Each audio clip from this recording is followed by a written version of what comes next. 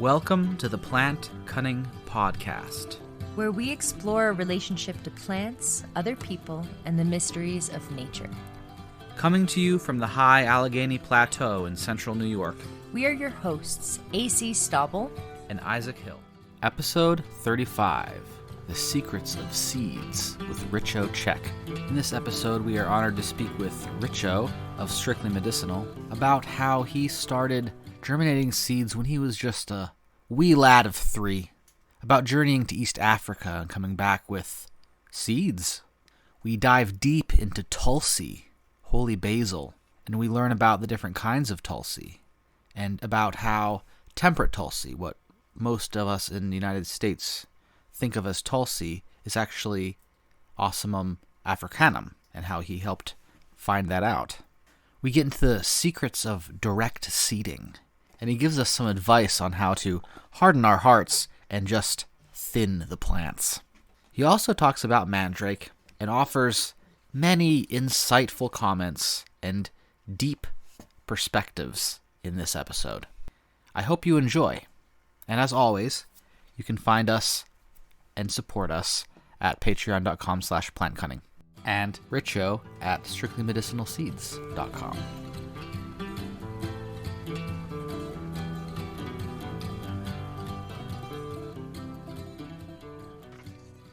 Okay, welcome Richo, Cech to the Plant Cunning Podcast. Thanks so much for being here. Thank you, AC. Hi, Isaac. Hello. Yeah, so this is super exciting for us to get to chat with you. You wear many hats. You're a botanist, a grower. You have Strictly Medicinal Seed Company, which is probably the premier seed company for medicinal herbs and vegetables and things like that. So I guess we'll just start with the traditional first question, which is, how did you come to the plant path? Have you always been a plant person? Well, my family Bible was tucked up on a shelf, and being in a scientific family of agnostics, nobody much brought it down or looked at it, but I used it because it was the thickest book around, and I always pressed little plant samples in it from about the age of 3 on. So if anybody wanted to look up Ecclesiastes, they ended up with marigold flowers, and so it does. One of my earliest memories is sitting on the front porch of our house at 406 McGowan Avenue in Iowa City, Iowa, and looking down and seeing marigold had gone to deadhead, and picking it up and finding the black seeds inside there. Like, we're talking about 3 years old here.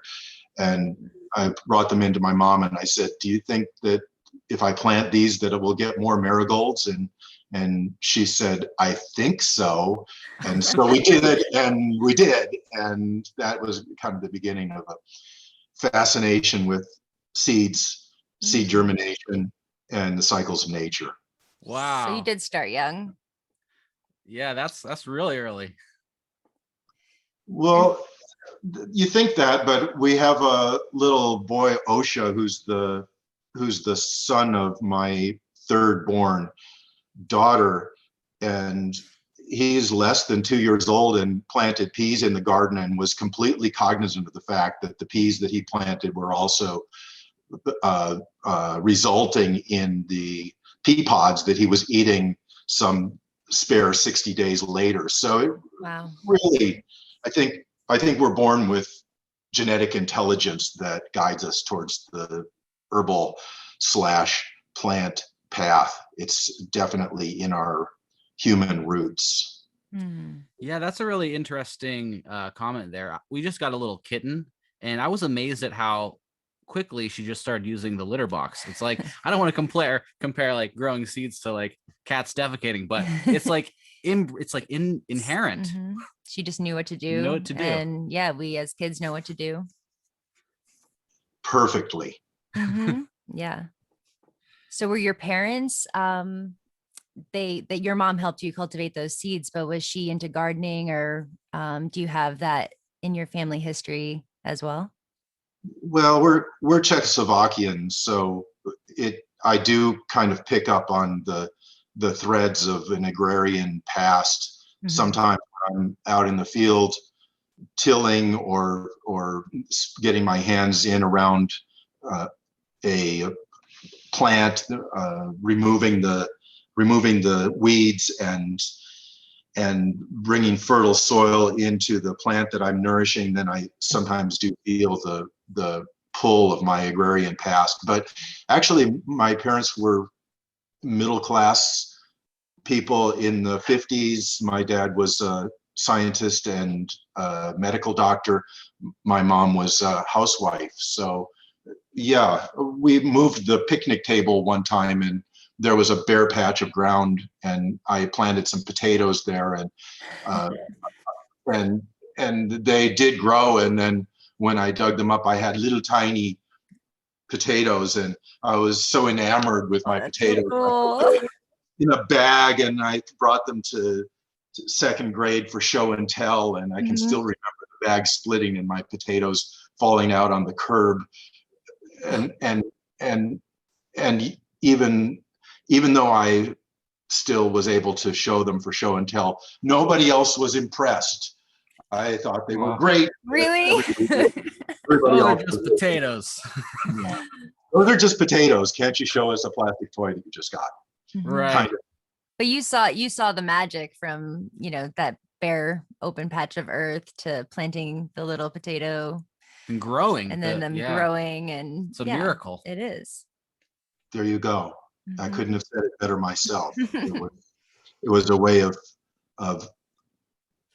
feeling the magic of regeneration that has always attracted me about seeds, is that they're a small bundle of life force that my dad, even though he was a scientist, was never really able to explain to me how that life force Mm. got in there Yeah. and why it works.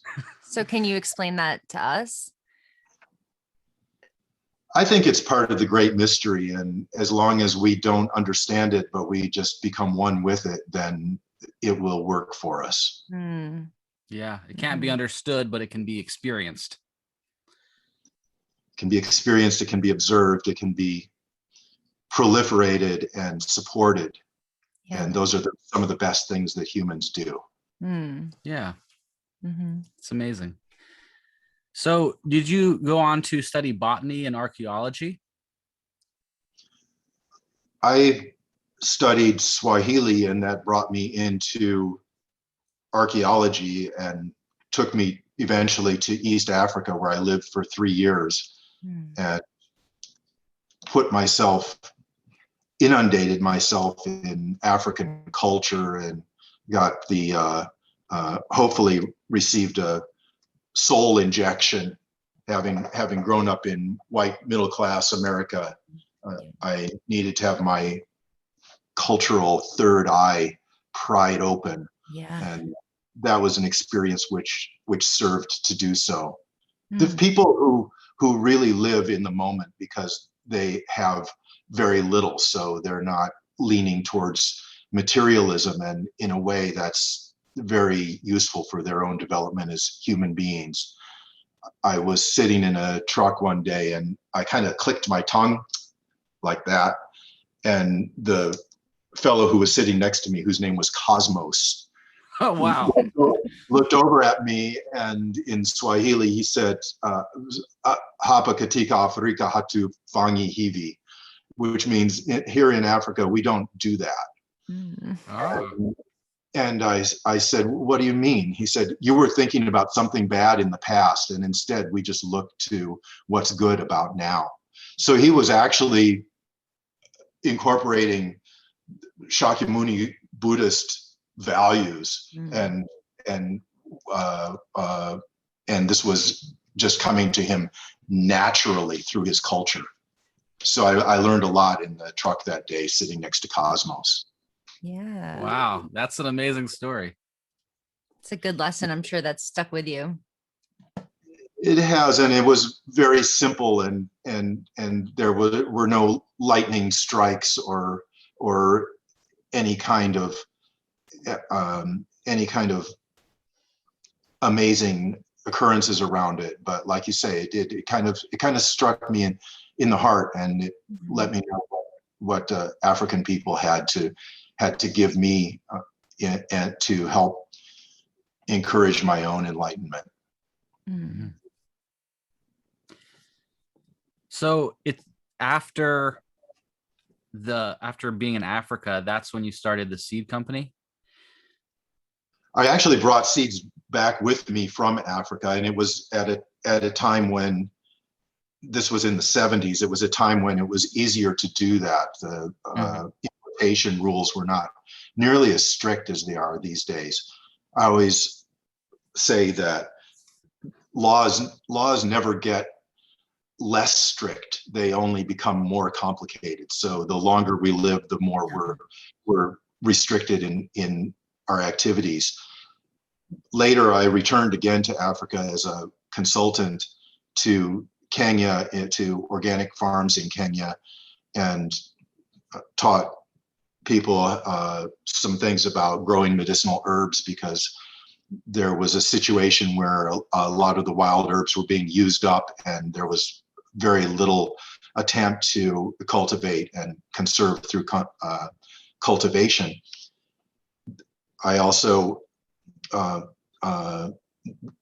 came into contact with a lot of different indigenous plants, like a African ecotype of ashwagandha that has become very popular in the United States. I also then went from Kenya to Tanzania and traveled around by tramp steamer and native dhow.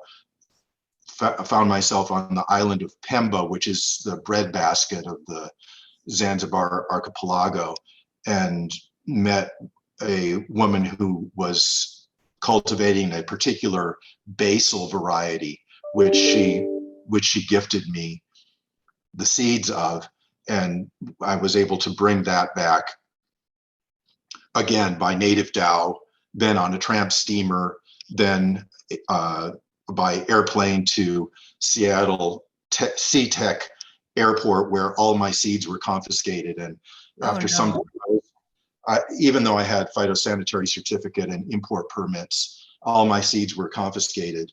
And after about 3 months, after numerous backs and forths with the authorities, some of the seeds were re-released to me, including the Mrihani basil, which this woman had given me. I proceeded to grow that out, and it turned out to be a unique basil variety that was then picked up by scientists, and one of the genes in that basil was used to prefer downy mildew resistance to a whole line of basils that are now the main basils that are grown in the United States, because downy mildew has been a really big problem for commercial basil growers. So stories like this are interwoven throughout my experience, and it one of the lessons that I picked up from it is that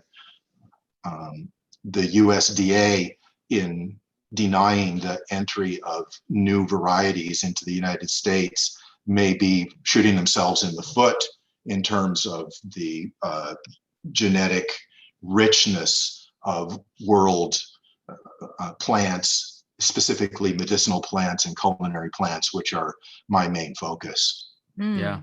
Well, it seems like that's one of the essential characteristics of bureaucracies, is shooting themselves in the foot. Yeah. Causing us all to limp.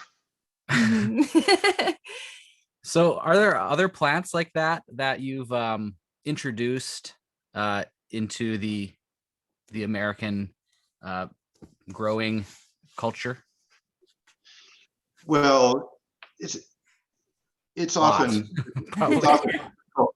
difficult to really parse out the entire situation, because humans have been trading in plants for many generations, and it's Right. Yeah. critical to the fabric of our culture. But a few things that I personally never saw before we brought them in and introduced them to common growing in the United States, or for instance, the Krishna Tulsi, which was lot number 1 of Horizon Herbs way back 20 plus years ago. We have lot numbered every single accession of plants that we've made, and that was lot number 1, which was really good luck, because one of the attributes of Tulsi, which is as you know, the osmum sanctum. Mhm. Osmum, take out the inner part of the word simu, and you get om. Mm. Okay. In any case, it's a very auspicious beginning to Yes. start with Krishna Tulsi. And so the different varieties of tropical Tulsis, and then the accession of the African plant Osmum africanum, which we call temperate Tulsi, and has been sold in the United States for many years as holy basil. All of these things have been part of our cultivation efforts, and we've made good progress in growing them out in distinct areas so that they don't hybridize, and saving the seed, and promulgating these different strains of Tulsi, which are used both in Vedic ceremony. It's pretty well known that simply eating one leaf of the Tulsi plant on a daily basis and chanting the sacred seed syllable Om is a very good way to start the day. Yeah. So, Yeah. Can Can I just ask something real quick? How far away do you have to keep the plants to keep them from hybridizing, the different varieties? There are 2 different ways to establish isolation. One is by distance, and the other is by ecology. Okay. So in a mixed garden of medicinal herbs, what you do is you use both methods. You plant the patches of plants far apart, and you have a diverse array of flowering plants and trees in between, which cause the bees to mainly accumulate only on one patch of plants. And so this has proven to be very effective for us. When we replant our Tulsi seeds, we find that they come true to form, and we always keep an eye on that and make experimental growings of the different plants on a yearly basis to make sure that they haven't hybridized and changed in form. That's wonderful. In permaculture, we're always talking about like growing lots of insectary plants and beneficial insect attracting plants everywhere, but that's another layer that I've never heard before of actually focusing the pollinators on just the one patch. That's really cool. If you watch the bees, you can see them do it. And you can see that they pick up on a particular type of plant, and they'll stick to it. And that's one of the reasons why you have to make sure that you have enough individuals in a given population, not only for the purpose of establishing genetic diversity, but for the purpose of attracting enough bees for long enough to a particular spot, so and giving them enough nectar and pollen from that particular area to satisfy them and keep them there. Cool. So going back to Tulsi, the holy basil, or the temperate Tulsi, what's the history of that? Because reading your blog post on the Tulsis, you said that you basically don't know what the exact scientific name of it is, or like where it came from. But it's when I go to other herbalists, other gardeners all around the country, that's what they grow. They don't really grow Krishna or the other like Indian Tulsi. Those are the tropical right. Tulsi, the standard ones of Ayurveda, which are tall, perennial bush Tulsis that are very high in the active constituents. So they are both anxiolytic in their activity. That is, they reduce anxiety, and they also are prophylactic to a lot of diseases. And that's why drinking Tulsi tea is a excellent practice for anyone who is living in current society. So we can differentiate those perennial tropical Tulsis with the quick growing annual Tulsi that actually, since that blog was written, we've run it for genetic analysis, and it came out to be identified as Ocimum africanum. Oh. Cool. To start with, the taxonomists wanted to call it Ocimum americanum, but it had absolutely nothing to do with America. And so the fact that the root diagnosis is that it's a hybrid Ocimum X africanum that was stabilized many, many years ago. And if you ever grow the plant, which people call holy basil, then you know that it always comes true from seed. It's one of the few basils that will actually self-seed in your garden. It will drop seed and overwinter, and it's very quick to flower. In fact, sometimes too quick to bolt. Yeah. So it works best to direct seed it in the garden instead of growing it in a pot, because if you grow it in a pot early on in the spring, like you might run a tomato or a pepper or something of this nature, an echinacea, those are all slow to manifest, but the temperate Tulsi wants to go right to flower, and once it flowers, it's not really much good. You can try to pinch it back, but it's not going to ever bush out as much as if you started it right in the field. So I direct seed those in the field, and I feel that the act of direct seeding is something that differentiates the beginning grower from a more well versed grower. If you can go right out into the field and create the weed-free and moist, fertile conditions that are required for direct seeding, that is dropping the seed directly into place without the intermediary of greenhouse culture, then you're really doing well. You're avoiding a lot of water usage, you're avoiding the use of plastic pots, you're not heating the greenhouse.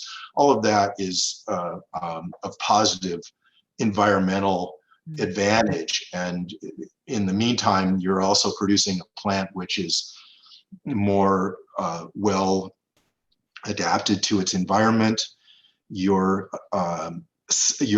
creating a type of in-place selection where the most vigorous seedlings are chosen and the less vigorous seedlings are not given a salubrious environment for continuing on. Instead, they're just weeded out. So this creates an ongoing improvement of the open pollinated strains of the plants, and will result in more vigor and a better genetic viability over time. Yeah, wow. So, yeah, this is what's needed. We abhor the occurrence of more and more hybrids in our seed catalogs coming to us, because that separates the common grower, the common gardener, from the ability to save their own seeds and proceed without putting money into the without money being part of the equation. So how are we going to support the formation of really strong lines of open pollinated, seed saver friendly, and non-monetary seeds, well, we need to direct seed in the field in appropriate environments and select for vigor and save our own seeds.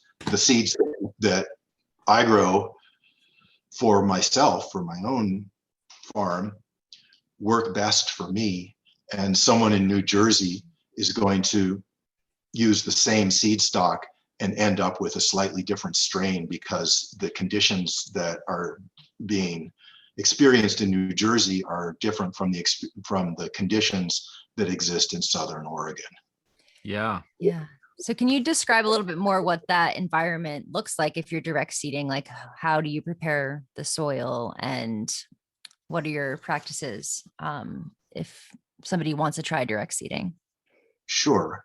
Well, we're here in a more or less Mediterranean climate, and the winters are mild and wet. The summers are hot and dry.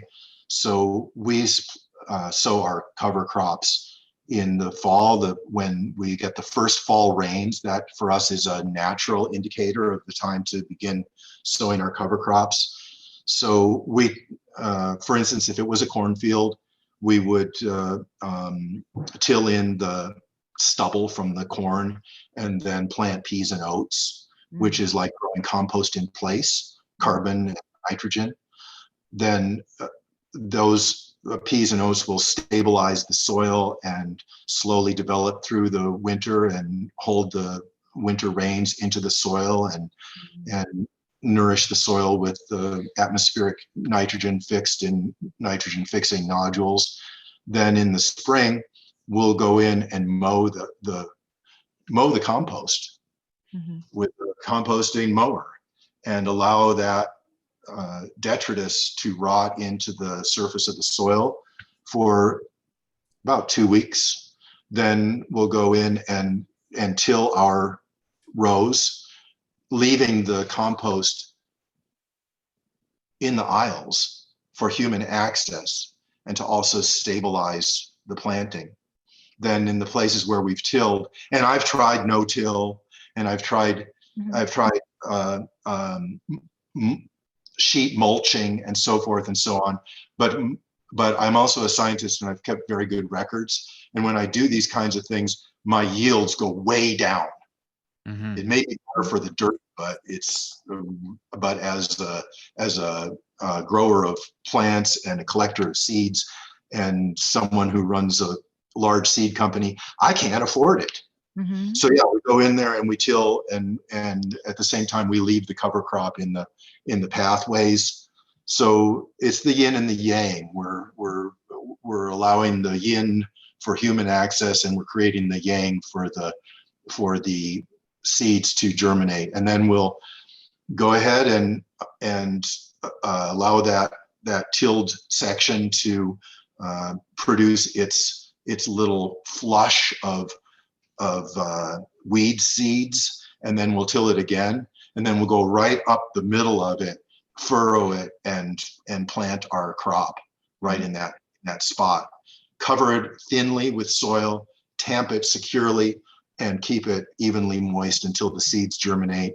Then we'll go in by hand, crawling down the line, and thin out all the seedlings to the best seedling, to the desired spacing, 6 inches apart, a foot apart, sort of like that, and allow those plants to go on. And as we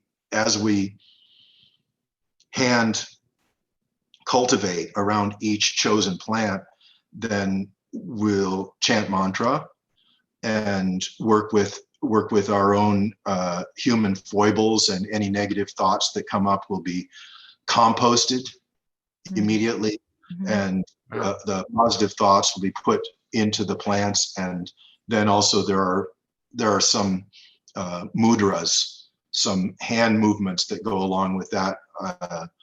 We make the spiral around the seedling, and then after the spiral is established, then that's creation, and then we destroy the spiral and we bring the free soil back into a slight mound around the base of the plant, bringing more nutrients to the plant and also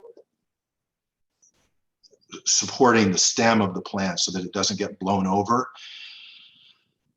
And then we'll leave it be. Gardening is about activity and then about rest. So then we'll come back after a week or so and possibly we'll have to till up the sides of the plant and go and crawl back down the line again and once again create the spiral and then the mound. And by this time the plant will have sized up sufficiently so that it's self-mulching. It's covering the bare earth with its leaves, and maybe the cover crop is beginning to grow in a little bit too much. So then we'll go in on the human access cover crops and we'll mow that again. And then this will create more carbon and nitrogen that feeds that line of soil and also contributes to the health of the plants and reduces the possibility of erosion. And again, it's the yin and the yang in practical cultivation. Yeah. Wow. Yeah. I feel like I'm getting secrets of cultivation from master gardener. This is amazing. When you're thinning the plants, like you said, spacing is an issue, and like having a really healthy plant versus the other ones, but sometimes it's like hard to choose. Like, how do you choose which plants to pull out of the ground, like which ones to keep? Like I have a hard time thinning sometimes. That's because you're so nice. I know. I don't want to take any of them out of the ground. You have to have a little bit, you have to harden your heart a little bit and trust that it's for the best. Yeah. If the situation is similar to what I've described, then the row spacing can be quite close because there's a lot of room for the plants to expand to the side now, isn't there? Then also, if you don't look directly at the plants, but you glance a bit askance, there'll be one that raises up its little leaf and waves at you. Yeah. That's the one you keep. Okay. All right. Yeah. Don't examine it too closely with the scientific mind. Yeah. Instead, look a little bit to the side and blur your vision a little bit. Okay. Think about Don Juan's advice to Carlos Castaneda, and then you'll know. Okay, thank you. It's the same in the morning when I choose the leaf for my Tulsi Offerings. I look a little bit from the side at the plants, and then I know immediately there's one leaf that calls to me, and so that's the one that I use. Don't second guess it. Yeah. Don't have a discussion in your mind. Just trust. It's the faith that really does the work. Yeah. So get out of my head and into my heart more. And harden it. And harden it a little. Look at the side. Out of your head, get into your heart, harden your heart, and look askance. Okay. The answer is there waiting for you. Thank you. Your birthright. Thank you. Yeah. Good advice. Could you tell us a little bit about your Tulsi offerings? Well, everybody wants the Krishna Tulsi, and that's the one with the most purple leaves. Then there's also something called Rama Tulsi. Rama means green. It's also Ram, the god Ram, but all gods are manifestations of the one God. Then there's also Amrita Tulsi, which is again an Osmum tenuiflorum. These are all Osmum tenuiflorums, tropical Tulsis. That one is an intermediate form and comes from the south of India in Amrita Puri. All of these plants are going to want a fertile soil, full sun, a lot of warmth, and they developed slowly to start and then pick up speed as the summer progresses. There's also the temperate Tulsi, Ocimum africanum. It's not really a Tulsi, it's an African annual plant that has a kind of a unique tutti fruity fragrance. And we've tested all of these. You can go to my website at www.strictlymedicinalseeds.com and find comparative analysis of the different cultivars on the basis of some of the active constituents. The oil of clove is very, very indicative, and luckily the temperate Tulsi does contain quite a bit of oil of clove. And the clove, that's going to kill pain, and it's bacteriostatic, isn't it? A good dentist will see a tooth infection and say, drop a drop of essential oil of clove on there every morning, and then swish. Does more than the result. The advice of a bad dentist who will say, put some bleach in your mouth. Oh. They do. They do. Get your daily dioxin hit right here. No, you can just use Tulsi, and so they're, as an anthropologist is always looking for cross-cultural indications for the use of plants, right? And so when I was in Zanzibar, I apprenticed with Salam Boom for some time, a rather famous witch doctor on the northern tip of the island of Pemba. And I asked him about the local bush basil, which is basically Vana Tulsi. It is a perennial, very woody bush basil. And I asked him, well, how is that used? And he said, well, we give it to children who are teething. And a light went on in my brain. So good that there's your oil of clove one more time being used for a dental application. So yeah, those cross-cultural jewels occur from time to time. Yeah. Then yeah, so there are basically two kinds of Tulsi. There's tropical Tulsi, Ocimum tenuiflorum, which used to be called Ocimum sanctum, which was such a great Latin name, but unfortunately it fell out of favor with the taxonomist, so you can't really use it legally anymore. Oh. And then there's the Ocimum africanum, which was introduced and mislabeled in the herb industry for 20 years. Lots and lots of people were calling it Ocimum sanctum, which is incorrect.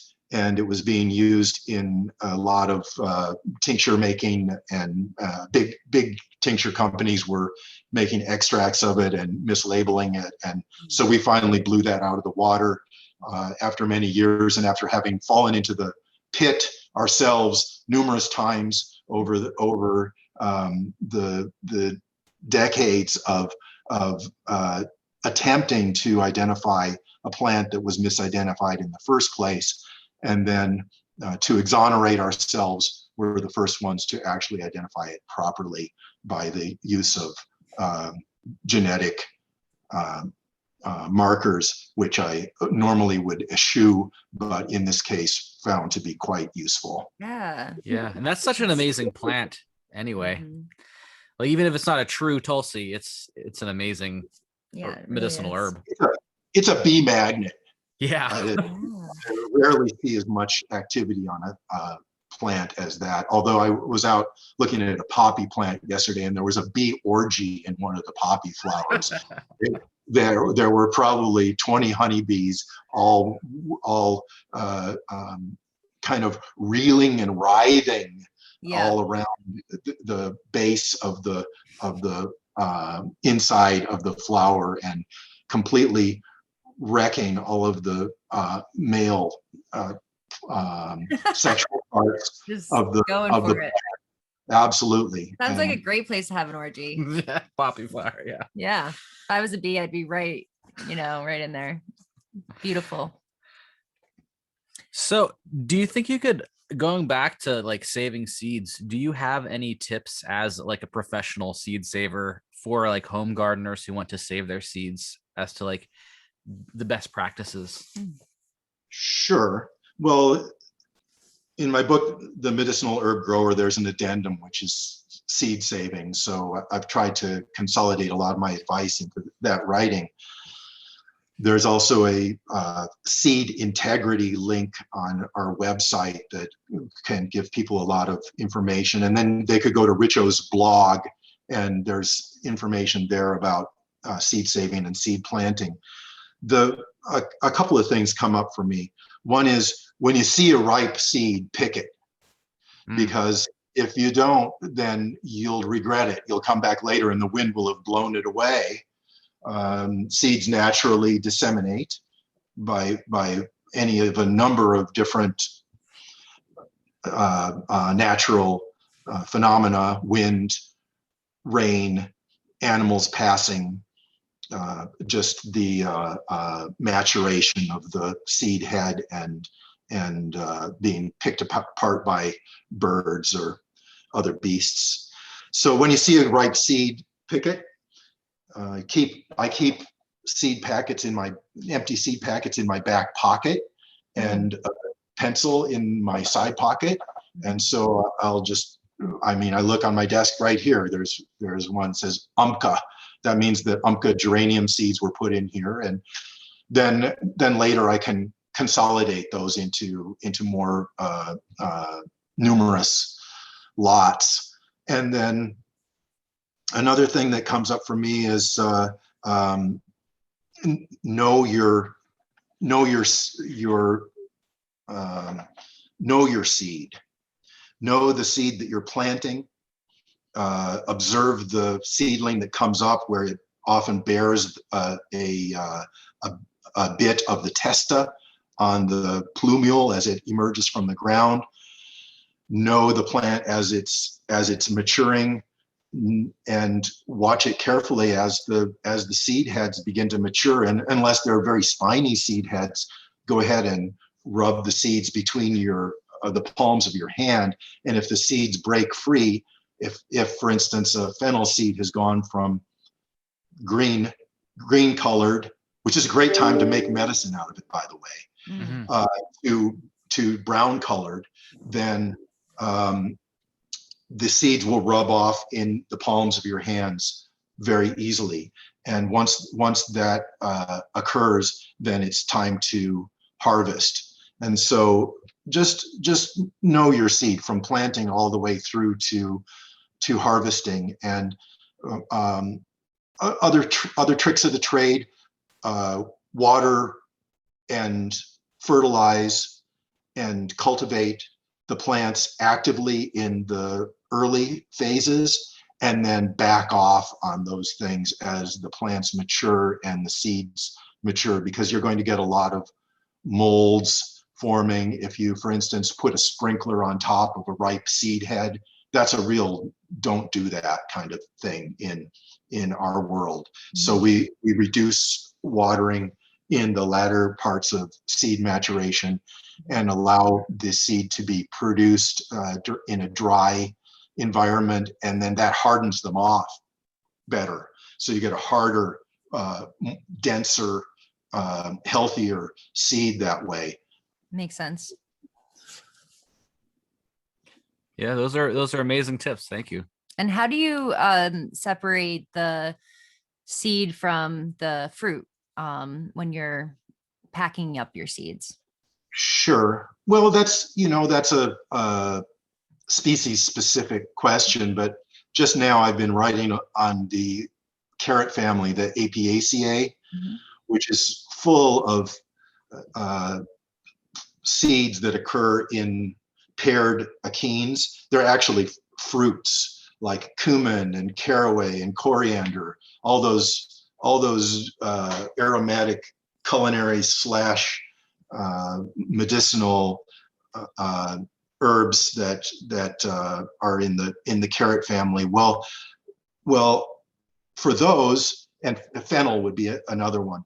Then what we'll do is when the vast majority of the seeds are ripe on the plant, we'll go in and harvest the seeded umbels, either by cutting them off individually or by harvesting the entire plant, depending on the degree of total maturity. And those pieces will then be laid out on sheets or on a swept cement slab in the sun and turned frequently. And then we'll go in with flails and flail the jabbers out of the plants. The seeds will break off, and all the fluffier carbonaceous parts, the stems and follicles and so forth, will be left up on the surface. Those we can screed off. We just remove all that carbon and compost it, and then what we're left with is the seed itself in a pile. We can sweep it all together, or with a sheet. We can have two people pick it up and vibrate the sheet, and all of the seeds will come together into the center. And then those can be separated by means of graduated screens. You choose a screen that's large enough for the seed to fall through, and then a screen underneath that that's small enough to hold the seed. And what you get is a very lovely separation, where the top screen is full of chaff. The bottom screen is full of seeds and chaff that's the same size as the seeds, and then the dust has all flown away. And so at that point, the seed crop is relatively clean, and we can winnow. So we wait till a day when the wind is blowing gently across the landscape and can be predicted to a certain extent to be going in a certain direction, and then we release the seeds to the wind, and the small chaff again blows away. This also blows away any empty seed coats, and to a large extent seeds that are not as dense as the ones that have the highest germination. So we're not only purifying the seeds at this point with wind, but we're also choosing for the seeds of the highest germination rate and getting rid of the duds. So at that point, then we'll take the sample and take a handful of it, put it in a pizza pan, and shake the pizza pan back and forth, and any remaining chaff will come up to the top of the seed, and then we blow that off with breath. And at that point, the seed is ready to be indoors cured. So then it's put into a screen inside, or if it's very small seed, it'll be put on paper inside on the drying racks, labeled, and turned frequently for a week or two until it's completely dry. If you take the weight of the seed when you first put it in and you think it's dry, and then you take the weight of the seed after a couple of weeks, you realize that you've lost quite a bit of moisture. Wow. And then at that point, the seed is weighed and put into labeled bags, given a lot number, germ tested, and then packaged. We have a seed packaging machine that literally counts out the seeds into packets, and we can also do hand packaging. If it's a situation where the chaff just won't let go of the seed, then we have to put the seed out on a table, and that's called table separation. You literally go through seed by seed, chaff by chaff. The seed goes on one side, the chaff goes on the other, and it's very, very labor intensive, and something we avoid at all costs because it really costs. Yeah, for sure. Yeah. Hundreds of different types of seed, trying to keep them all viable, trying to keep them all in the right packet, getting to the right person at the right time. Amazing. Yeah. Full-time endeavor for about 30 people who work for Strictly Medicinal Seeds. Okay, you have about 30 people. And about how many different plant species do you grow? The book that I'm writing, which is the Medicinal Herb Grower Volume 2, covers 800 species. And Wow. and those are the ones that I have the most familiarity with. Mhm. And I was extremely embarrassed this morning when I went on the website and tried to look for summer sown seeds for a new sale, and realized that the little out of stock sign is actually more prolific than the in stock sign. And I guess that's an artifact of this time of year. Yeah. But we Yeah. intend to keep going in good faith and produce as many seeds as possible, and make the little out of stock signs turn into stock signs, and stock people up with the best thing that we can possibly offer with love from our heart. Yes. Thank you for That's doing amazing. that.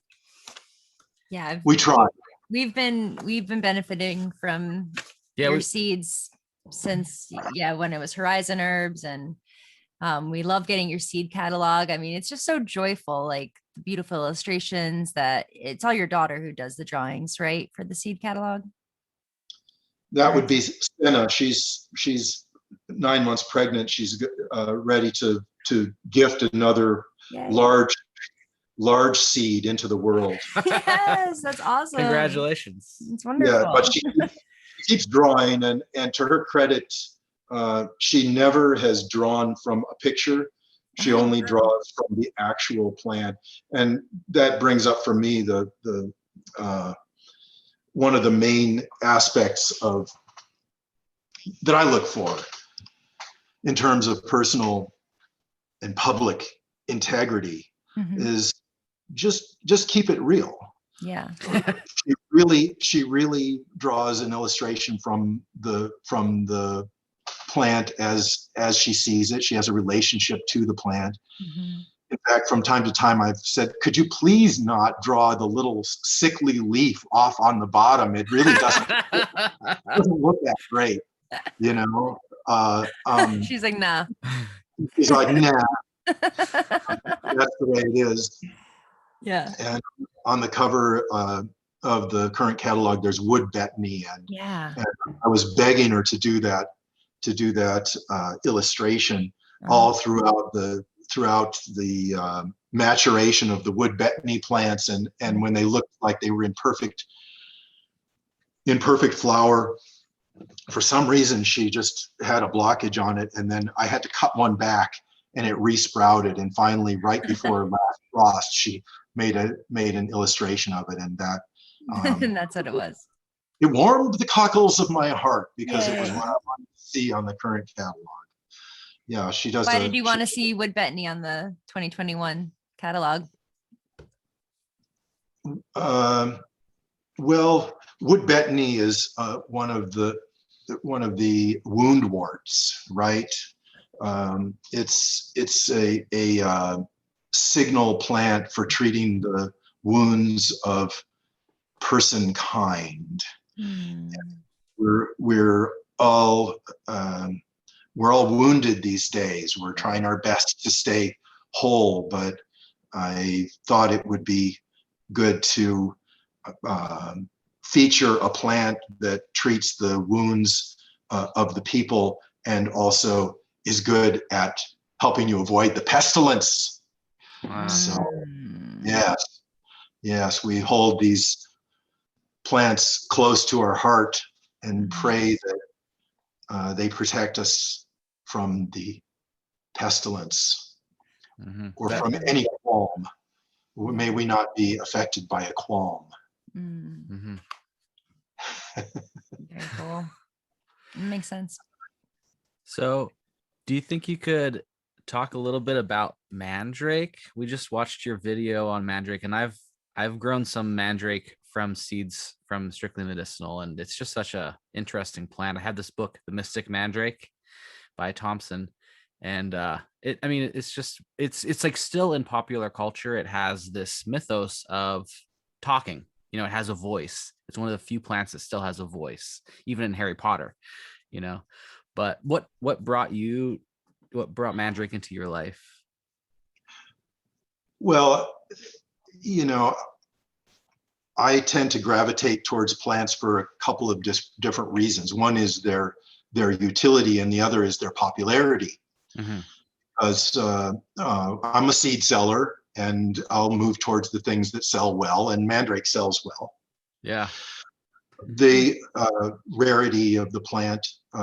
If you're trying to establish yourself in herbalism, then you make a formula and you use an herb in that formula that nobody else has, and that differentiates your formula from everyone else's and gives people a reason to want it. So the fact that mandrake seeds were very difficult to obtain made me want to grow it so that I would have them. And then mandrake does speak to you, but it speaks to me, but it speaks to me in the back of my brain.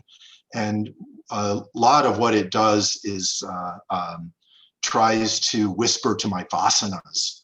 Do you know what the vasanas are? The vasanas are your negative tendencies. Yeah.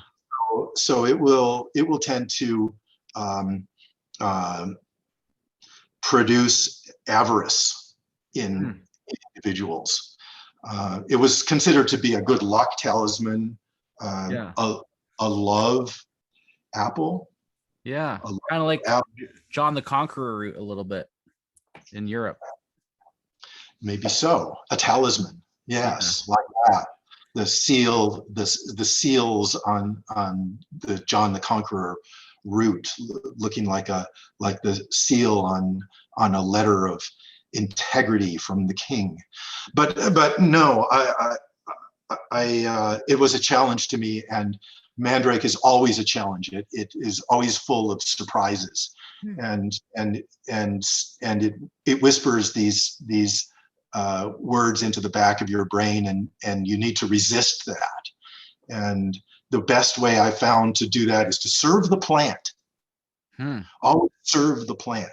If you can put your focus on growing the plant and encouraging the plant, then it'll be kind to you. See, interesting. On that level. And so then the whispering will be less. And then I also physically resist the tendency towards avarice by, for instance, when I have good quality mandrake plants to sell, I sell them for $13 instead of trying to like stick it to people because they can't get one anywhere else and charge them $30 or something. Of course, that 3 is always going to be in there. Yeah. Yeah. But in any case, yeah, try to underprice it a little bit. Try to be like over the top generous, because otherwise the plant is running things and you never know where you'll go with it. Yeah. I find that it's an awesome meditation to care for the mandrake plants. It's a very good example of creating environment for plants, and build it and they will come kind of approach. So you make the sandy soil, you incorporate the ground limestone below each plant because they like a very high pH 7 to 8. So you plant the root down into that sand, which keeps this crown of the plant dry, and then that sand heats up like it was like you're in the Mediterranean, and then the plant prospers that way. And when it goes dormant, which it does go dormant usually early in the summer, I've got plants going dormant out there right now. The ones that did not fruit are going dormant. The ones that are in fruit are gloriously healthy still. And so when it goes dormant, then it keeps that crown dry, and that means that it won't rot.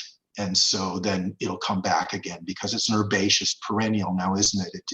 It dies back in the summer, and then it comes back again as flowers in January or February in our neck of the woods. Probably later on, if you're in a lower growing zone 6 and under, then it probably wouldn't really show up until more on towards spring. So it's a good example of building ecology and putting plants there. And that's kind of what we need to do in the mixed garden of medicinal herbs. On one hand, we can grow summer savory as a summer annual and use the method that I talked about in terms of tilling in the cover crop.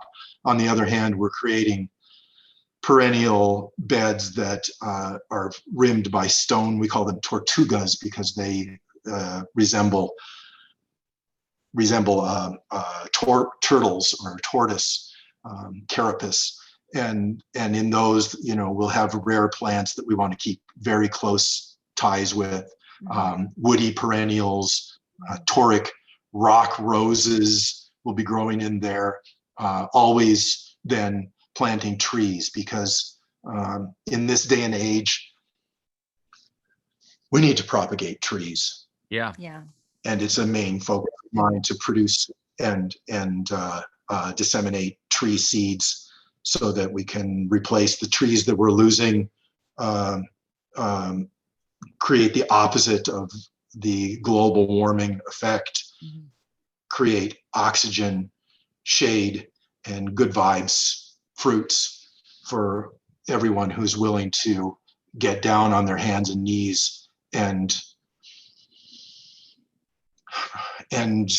nourish Mother Earth and be nourished in exchange by the fruits of their own labors. Yeah. That's yeah. Yeah, and trees, I mean, that's one of my big things right now is planting a lot of trees. We have the space right now to do so. That's the thing with trees too, is they get big. But they grow in microclimates too. Indeed. Yeah. And so then there's a constant flux and change, and it's a good thing that plants do self-seed. And it's a good thing that plants are quotes unquote invasive, because otherwise they wouldn't move around and find a sunnier spot if the tree is getting too big.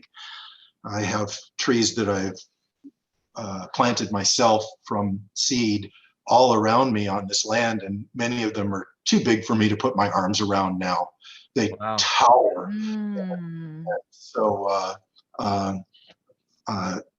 patience, it eventually does come to pass that these trees will nourish you and your children and grandchildren in a little better world where the gift of the trees is much appreciated. Yeah, patience is so crucial. I've been planting these like shagbark hickories and so on, and they're just little guys now, and it'll be decades before they start producing. Love a shagbark hickory. What an awesome tree. Yeah. Slippery elms. We can grow slippery elms out here because there's no Dutch elm disease out here. Aesculus hippocastanum, the horse chestnuts, such a great vascular tonic, and a giant tree that bears unbelievable flowers and makes huge nuts for the squirrels that you can also keep in your pockets for good luck. Mahogany nuts to remind you of. I thought you were talking about keeping squirrels in your pockets for a second. I was like, interesting. Keeping squirrels in your pockets. Gotcha, though. Cute little things. My dog would chase them. My pockets would have holes in them. My seed packets would fall out. Where would I be? Yeah, they'd eat your seeds. Yeah, right. Wow, so we've already gone over an hour. Do you think? Well, are there some last thoughts or things on your mind that you'd like to share with our listeners today? Well, everywhere we look, there's this ongoing fight between good and evil. And my thought is that let's stop taking sides and live in the midst of non-attachment. Non-attachment. We don't need to have expectations. It just breeds great disappointment. So keep beauty in your heart and always make your decisions and your lifestyle, your actions, your words, and your relationships, interrelationships, prayers, and poems towards the love. That's so beautiful. I think that's a very important message for people to hear and incorporate. Yeah, totally agree. These days and any day. Yeah. Well, thank you so much for taking the time to chat with us today. It was really fun, and it was an honor. Yeah, it was an honor. My pleasure. Great. Well, thank you and ciao.